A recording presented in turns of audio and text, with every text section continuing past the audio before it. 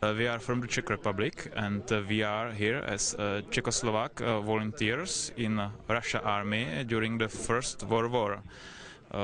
We have here original uniforms and a lot of equipments. This is original as well. This is from United States of America. Demonstrațiile de la Fundata vor avea loc timp de câteva zile, iar la reconstituiri au parte membrii ai unor grupuri istorice importante din 5 țări europene. Pasiunea pentru istorie este cea care aduce împreună atât de mulți oameni cu profesii total diferite în viața de zi cu zi, iar în unele cazuri nici vârsta nu a contat. Soldat din regimentul 6. Și ce faci? Mergi la război? Nu, acum doar ne jucăm, noi nu facem război de adevăratele. Uniforma are ghileți albi, mănuși cu mănușar înalte.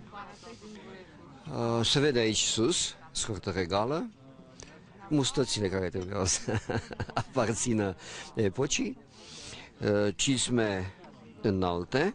După ce și-au montat corturile, infanteriștii au bifat unul dintre cele mai importante momente ale vieții cazone, masa la popotă, servită din gamele.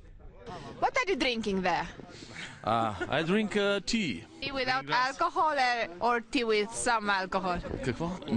No.